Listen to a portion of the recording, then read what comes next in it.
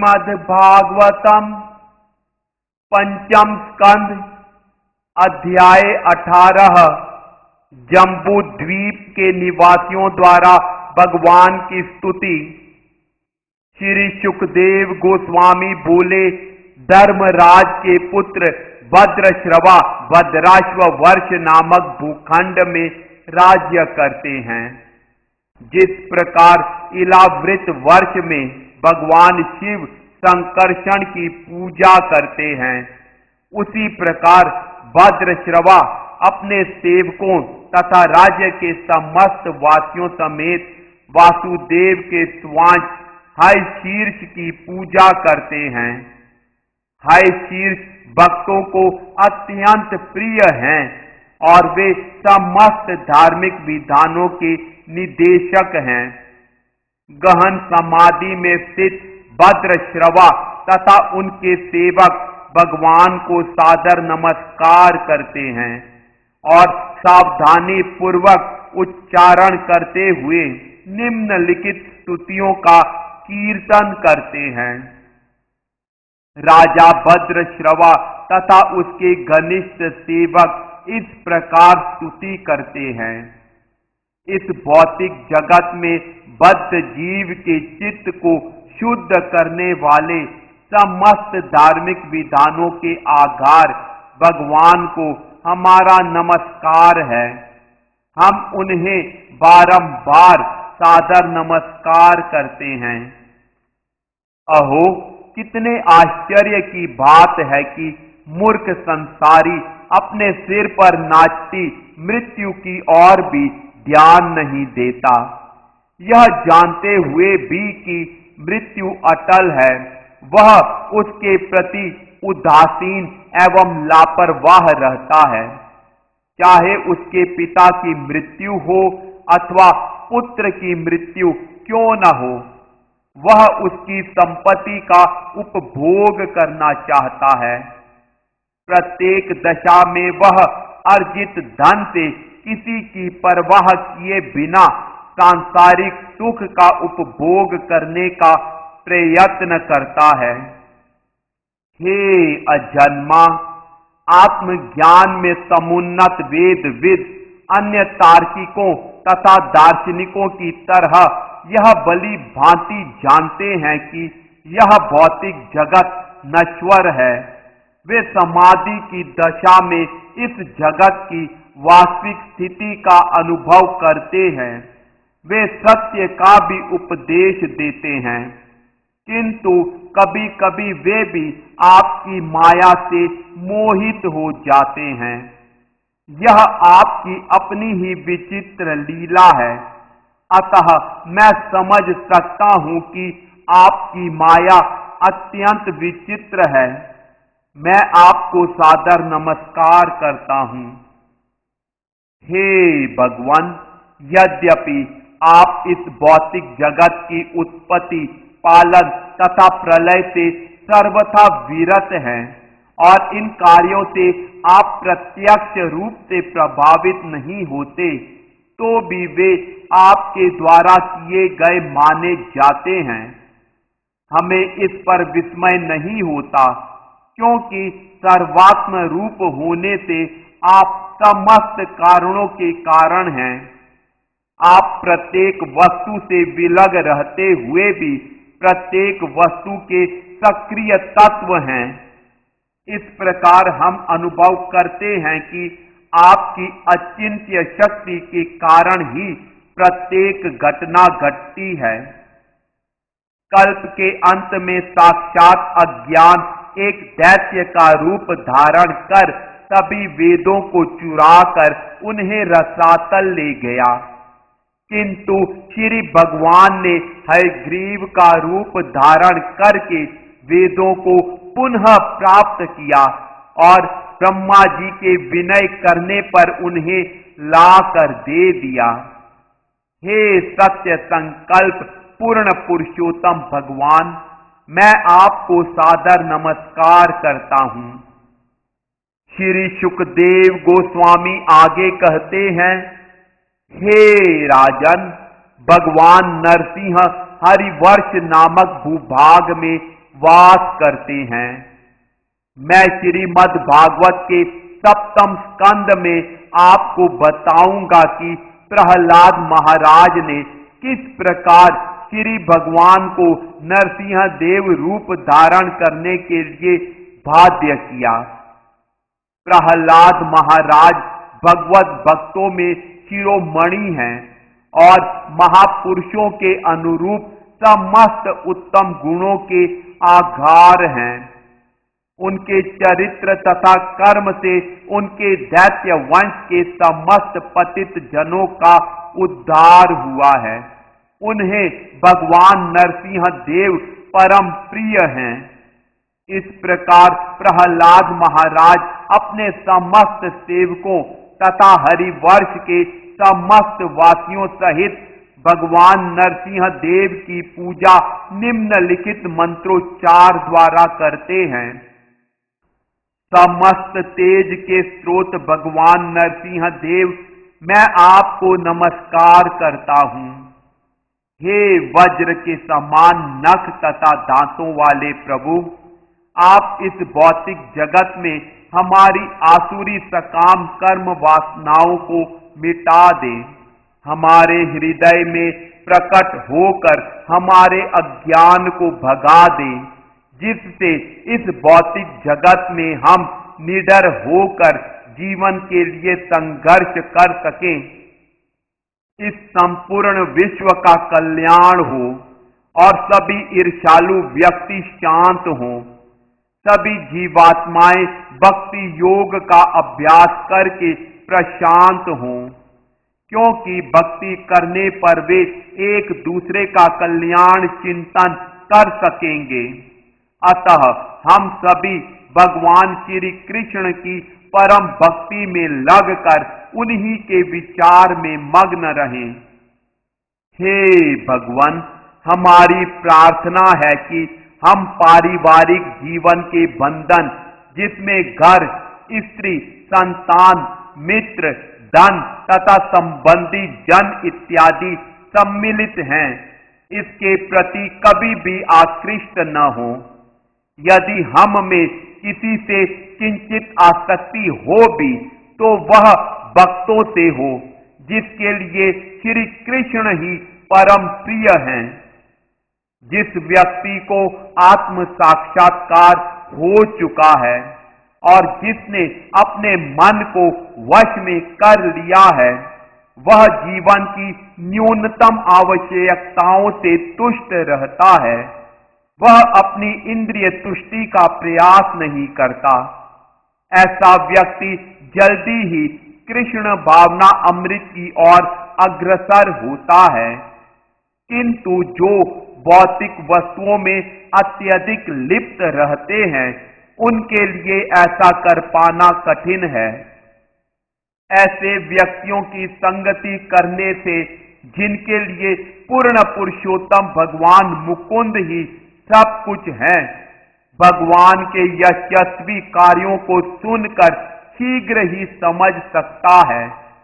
मुकुंद के यशस्वी कार्य इतने सक्षम हैं कि इनको सुनकर ही भगवान की संगति प्राप्त की जा सकती है। निरंतर उत्सुकता पूर्वक भगवान के यशस्वी कार्यों का वर्णन सुनते रहने से परम सत्य श्री भगवान ध्वनि तरंगों के रूप में हृदय में प्रवेश करते हैं और समस्त कलमश को दूर कर देते हैं।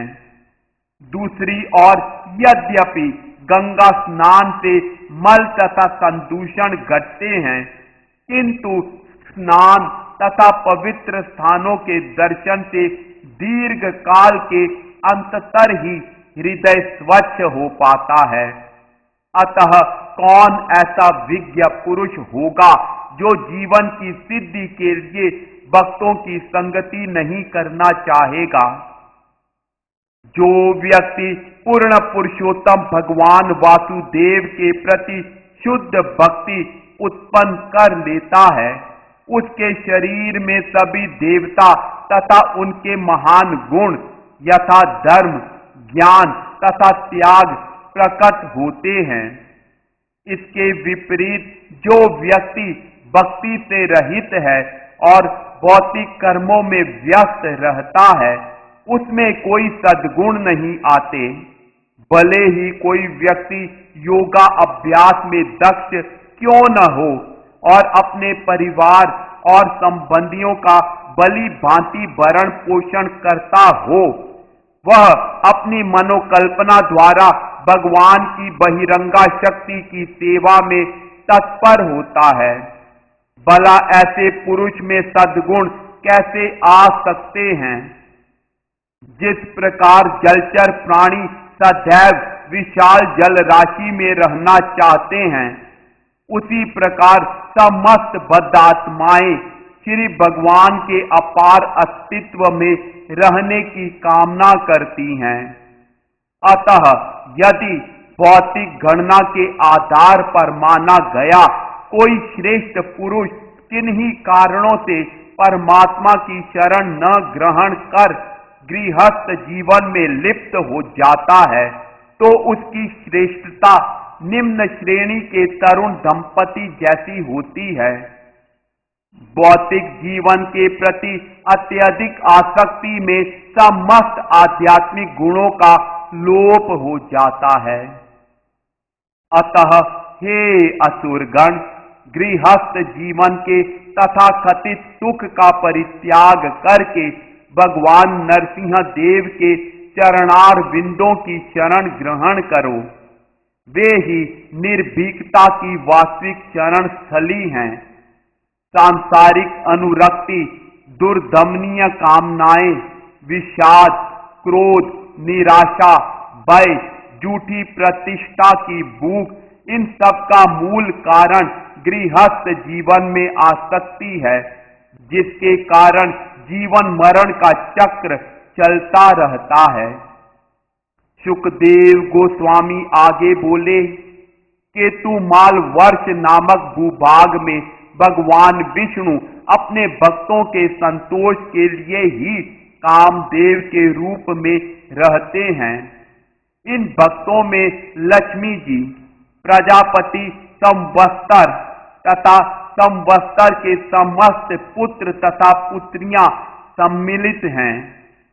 प्रजापति की पुत्रियां रात के तथा उनके पुत्र दिन के नियामक देवता माने जाते हैं। प्रजापति की संतानों की संख्या 36,000 है, जो मनुष्य के जीवन काल के प्रत्येक दिन तथा रात की संख्या के तुल्य है। प्रत्येक वर्ष के अंत में प्रजापति की पुत्रियां श्री भगवान के चक्र को देखकर अत्यंत उद्वेलित हो उठती हैं, जिससे उन सबों का गर्भपात हो जाता है। केतुमाल वर्ष में भगवान कामदेव प्रद्युम्न अत्यंत लालित्य पूर्ण चाल से चलते हैं। उनकी मंद मुस्कान मनोहर है और जब वे अपनी भ्रिकुटियों को किंचित ऊपर उठाकर लीला पूर्वक देखते हैं, तो उनके मुख की सुंदरता बढ़ जाती है और वे लक्ष्मी जी को आनंदित करते हैं। इस प्रकार वे अपनी दिव्य इंद्रियों का आनंद लेते हैं। लक्ष्मी जी संवत्सर की अवधि में दिन के समय प्रजापति के पुत्रों के साथ और रात्रि में उनकी पुत्रियों के साथ मिलकर परम दयालु कामदेव रूप में भगवान की पूजा करती हैं। भक्ति में तल्लीन रहकर लक्ष्मी जी निम्नलिखित मंत्रों का जप करती हैं। मेरी समस्त इंद्रियों के नियंता तथा समस्त वस्तुओं की उत्पत्ति के स्रोत भगवान ऋषिकेश को मेरा नमस्कार है। वे समस्त दैहिक, मानसिक तथा भौतिक कर्मों के अधीश्वर और उनके फलों के एकमात्र भोक्ता हैं। पांचों इंद्रियों के विषय तथा मन समेत 11 इंद्रियां उनकी आंशिक अभिव्यक्तियां हैं। वे समस्त आवश्यकताओं की पूर्ति करने वाले हैं, जो उनकी शक्ति स्वरूपा होने के कारण उनसे अभिन्न हैं। वे प्रत्येक व्यक्ति की दैहिक और मानसिक शक्ति के कारण रूप हैं, जो इनसे अभिन्न हैं। दरअसल वे समस्त जीवात्माओं की आवश्यकताओं की पूर्ति करने वाले तथा उनके भर्ता हैं। समस्त वेदों का ध्येय उनकी उपासना है। अतः हम सभी उन्हें सविनय नमस्कार करते हैं। वे इस जन्म में तथा अगले जन्म में सदा हमारे अनुकूल रहें। हे प्रभु, आप निश्चित रूप से समस्त इंद्रियों के पूर्ण रूप से स्वतंत्र स्वामी हैं। अतः समस्त स्त्रियां जो अपनी इंद्रिय तृप्ति के लिए पति को पाने की कामना से संकल्पों का दृढ़ पालन करके आपकी उपासना करती हैं, वे अवश्य ही मोहग्रस्त हैं। वे यह नहीं जानती कि ऐसा पति न तो उनकी और न ही उनकी संतानों की रक्षा कर सकता है। वह स्वयं ही काल, कर्म फल तथा प्रकृति गुणों के अधीन है, जो सब आपके अधीनस्थ हैं। अतः वह न तो संपत्ति की रक्षा कर सकता है और न अपनी संतानों की। जो स्वयं निर्भय है तथा जो सभी भयभीत व्यक्तियों को शरण प्रदान करता है, केवल वही वास्तव में पति तथा रक्षक हो सकता है। अतः हे प्रभु, आप ही एकमात्र पति हैं। कोई अन्य इस पद का भागी नहीं हो सकता। यदि आप एकमात्र पति न होते तो आप भी अन्यों से डरते। अतः वेदों के पारंगत व्यक्ति आपको ही प्रत्येक का स्वामी स्वीकार करते हैं और यह मानते हैं कि आपसे बढ़कर कोई अन्य पति एवं रक्षक नहीं है। हे भगवान, जो स्त्री आपके चरण कमल की आराधना विशुद्ध प्रेम वश करती है, आप उसकी समस्त कामनाओं को स्वतः ही पूरा करते हैं। यदि कोई स्त्री आपके चरण कमलों की पूजा किसी विशेष प्रयोजन के लिए करती है, तो भी आप उसकी कामनाओं को शीघ्र पूरा करते हैं। किंतु अंततः वह टूटे हुए मन से पश्चाताप करती है। अतः किसी भौतिक लाभ के लिए आपके चरण कमलों की आराधना नहीं की जानी चाहिए। हे अजेय परमेश्वर, मेरा आशीर्वाद पाने के लिए इंद्रिय सुख के अभिलाषी ब्रह्मा जी तथा शिव जी आदि समस्त सुर असुर गण घोर तपस्या करते हैं, किंतु आपके चरणार विंद की सेवा में संलग्न भक्त के अतिरिक्त अन्य पर मैं अनुग्रह नहीं करती, चाहे वह कितना भी महान क्यों न हो। क्योंकि मैं निरंतर आपको अपने हृदय में बसाए रहती हूं, इसलिए मैं भक्त के अतिरिक्त अन्य किसी पर अनुग्रह नहीं करती। हे अच्युत, आपका कर कमल सभी वरदानों का स्रोत है। अतः आपके शुद्ध भक्त उसकी पूजा करते हैं और आप अत्यंत दयापूर्वक उनके शिरों पर अपना हाथ रखते हैं। मेरी भी यही कामना है कि आप मेरे मस्तक पर अपना हाथ रखें। यद्यपि आप पहले से ही अपने वक्ष स्थल पर श्री लक्ष्मी रूप में मुझे धारण करते हैं, किंतु इस सम्मान को मैं मिथ्या प्रतिष्ठा की तरह मानती हूं। आप अपनी वास्तविक दया भक्तों पर ही दिखाते हैं, मुझ पर नहीं। निसंदेह आप सर्वसमर्थ नियंता हैं। आपके प्रयोजन को भला कौन समझ सकता है। सुखदेव गोस्वामी आगे कहते हैं, रम्यक वर्ष में पिछले मनवंतर चाक्षुष के अंत में श्री भगवान मत्स्य रूप में प्रकट हुए। जहां के अधिपति वैवस्वत मनु हैं, वे आज भी मत्स्य भगवान की शुद्ध भक्ति करते हैं और निम्नलिखित मंत्र का जप करते हैं। मैं सत्व स्वरूप श्री भगवान को नमस्कार करता हूं। वे प्राण, शारीरिक शक्ति, बौद्धिक शक्ति तथा ज्ञानेन्द्रिय शक्ति के मूल स्रोत हैं। समस्त अवतारों में प्रकट होने वाले वे महामत्स्यावतार हैं। मैं पुनः उनको नमस्कार करता हूं। हे ईश्वर, जिस प्रकार एक नट कठपुतलियों को तथा पति अपनी पत्नी को वश में रखता है, उसी प्रकार आप इस ब्रह्मांड की समस्त जीवात्माओं को, चाहे वे ब्राह्मण हो या क्षत्रिय, वैश्य अथवा शूद्र, अपने वश में रखने वाले हैं। यद्यपि आप जन जन के हृदयों के भीतर परम साक्षी के रूप में और उनके बाहर भी निवास करते हैं, किंतु समाज, जाति तथा देश के तथाकथित नेता आपको समझ नहीं पाते। केवल वैदिक मंत्रों की स्वर लहरियों को सुनने वाले आपको जान पाते हैं।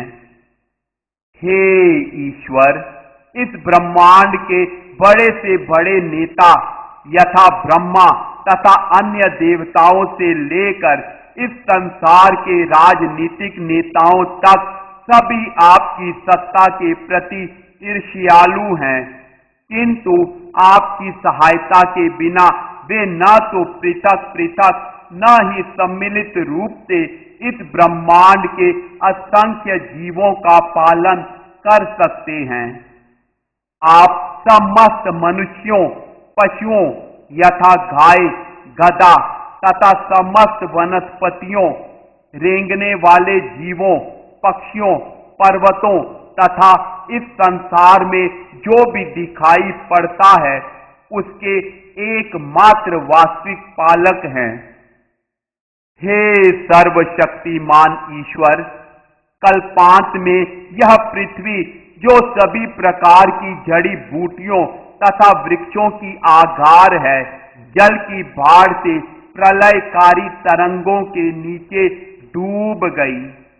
उस समय आपने पृथ्वी सहित मेरी रक्षा की और अत्यंत वेग से आप समुद्र में भ्रमण करते रहे। हे अजन्मा, आप इस समग्र सृष्टि के वास्तविक पालन करता हैं, इसलिए आप ही सभी जीवात्माओं के कारण स्वरूप हैं। मैं आपको सादर नमस्कार करता हूं। सुखदेव गोस्वामी आगे बोले, हिरण्यमय वर्ष में भगवान विष्णु कच्छप रूप में निवास करते हैं। इस परम प्रिय एवं सुंदर रूप की आराधना हिरण्यमय वर्ष के प्रमुख निवासी अर्यमा तथा उस वर्ष के अन्य वासियों द्वारा सदैव की जाती है। वे निम्नलिखित स्तुति करते हैं। हे प्रभो, कच्छप स्वरूप आपको मेरा सादर नमस्कार है। आप समस्त दिव्य गुणों के आधार हैं। आप भौतिकता से पूर्णता रहित तथा परम सत्व में स्थित हैं। आप जल में विचरण करते रहते हैं, किंतु कोई आपका पता नहीं लगा पाता। अतः मैं आपको सादर नमस्कार करता हूं। अपनी दिव्य स्थिति के कारण आप भूत, वर्तमान तथा भविष्य से बंधे नहीं रहते।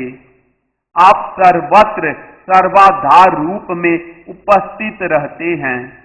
अतः मैं बारंबार आपको सादर नमस्कार करता हूं। हे भगवान, यह विराट दृश्य अभिव्यक्ति आपकी अपनी सृजनात्मक शक्ति का प्रदर्शन है। इसके अंतर्गत अनंत रूप आपकी बहिरंगा शक्ति माया का प्रदर्शन मात्र है। अतः यह विराट रूप आपका वास्तविक रूप नहीं है। आपके वास्तविक रूप का दर्शन तो केवल दिव्य भावना भावित भक्त जन कर सकते हैं, अन्य कोई नहीं। इसलिए मैं आपको सादर नमस्कार करता हूं। हे प्रिय प्रभु, आप अपनी विविध शक्तियां अनगिनत रूपों में प्रदर्शित करते हैं, जैसे कि गर्भ से, अंडे से तथा स्वेद से उत्पन्न होने वाले जीव, धरती से पौधे एवं वृक्षों के रूप में विकसित होने वाले जीव, देवता, विद्वान, ऋषि मुनि तथा पितरों सहित चर तथा अचर सारे जीव, बाह्यावकाश, स्वर्ग लोक सहित उच्चतर ग्रह मंडल एवं पर्वत, नदियां, महासागरों तथा द्वीपों सहित पृथ्वी ग्रह इत्यादि। हे प्रभो, आपका नाम, रूप तथा आकृति असंख्य रूपों में अभिव्यक्त होते हैं। निश्चित रूप से यह नहीं कहा जा सकता है कि आप कितने रूपों में विद्यमान हैं। फिर भी आपके स्वयं के अवतार कपिल देव जैसे मुनियों ने इस विराट जगत में 24 तत्व निश्चित किए हैं। अतः यदि कोई सांख्य दर्शन में रुचि रखता है तो उसे चाहिए कि विभिन्न सत्यों को वह आपसे सुने। दुर्भाग्यवश जो आपके भक्त नहीं हैं, वे केवल तत्वों की गणना कर पाते हैं, किंतु आपके वास्तविक रूप से अनजान रहते हैं। मैं आपको सादर नमस्कार करता हूं। सुखदेव गोस्वामी ने कहा, हे राजन, सभी यज्ञाहुतियों को स्वीकार करने वाले श्री भगवान वराह रूप में जम्बू द्वीप के उत्तरी भाग में निवास करते हैं। वहां उत्तर कुरु वर्ष में पृथ्वी माता तथा अन्य सभी वासी निम्नलिखित उपनिषद मंत्र का बारंबार जप करते हुए उनकी आराधना करते हैं। हे प्रभो, हम विराट पुरुष के रूप में आपको सादर नमस्कार करते हैं। केवल मंत्रोच्चार से हम आपको पूर्णतः समझ सकते हैं। आप यज्ञ रूप हैं, आप क्रतु हैं। अतः यज्ञ के सभी अनुष्ठान आपके दिव्य शरीर के अंश रूप हैं और केवल आप ही समस्त यज्ञों के भोक्ता हैं। आपका स्वरूप दिव्य गुणों से युक्त है। आप त्रियुग कहलाते हैं, क्योंकि कलयुग में आपने प्रच्छन्न अवतार लिया है और आप 6 रिद्धियों के स्वामी हैं।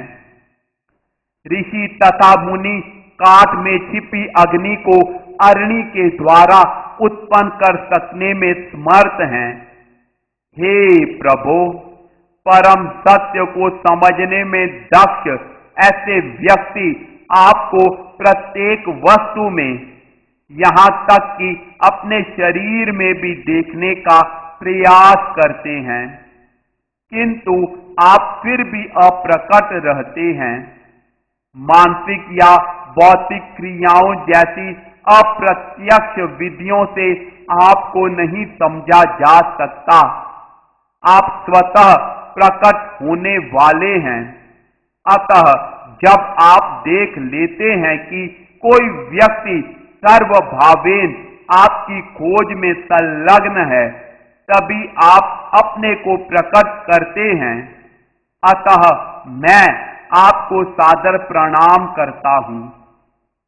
भौतिक सुख के साधन शब्द, गंध, रूप, स्पर्श, स्वाद, इंद्रिय कर्म, इंद्रियों के अधिष्ठाता देवता, शरीर, अनंत काल तथा अहंकार, ये सभी आपकी माया से उत्पन्न हैं। जिन्होंने योग के द्वारा अपनी बुद्धि को स्थिर कर लिया है, वे यह देख सकते हैं कि ये सभी तत्व आपकी माया के ही परिणाम हैं। वे आपके दिव्य रूप को भी प्रत्येक वस्तु की पृष्ठभूमि में परम आत्मा के रूप में देख सकते हैं। अतः मैं पुनः पुनः आपको नमस्कार करता हूं।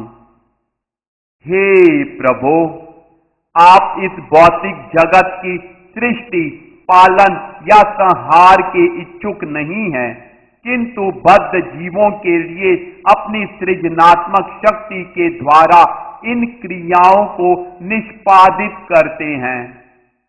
जिस प्रकार चुंबक पत्थर के प्रभाव से लोहे का टुकड़ा घूमता है, ठीक उसी प्रकार जब आप समस्त माया पर दृष्टि फेरते हैं तो सारे जड़ पदार्थ गति करने लगते हैं।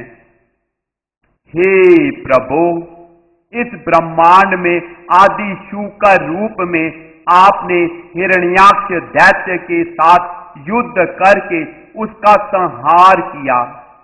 फिर आपने अपने धाड़ों के अग्रभाग से मुझ पृथ्वी को गर्भोदक सागर से उसी प्रकार ऊपर उठा लिया जैसे क्रीड़ा रत गज जल में से कमल पुष्प तोड़ लेता है। मैं आपके समक्ष नतमस्तक हूं। इस प्रकार श्रीमद् भागवत के पंचम स्कंद के अंतर्गत जम्बू द्वीप के निवासियों द्वारा भगवान की स्तुति नामक 18वें अध्याय के भक्ति वेदांत तात्पर्य पूर्ण हुए।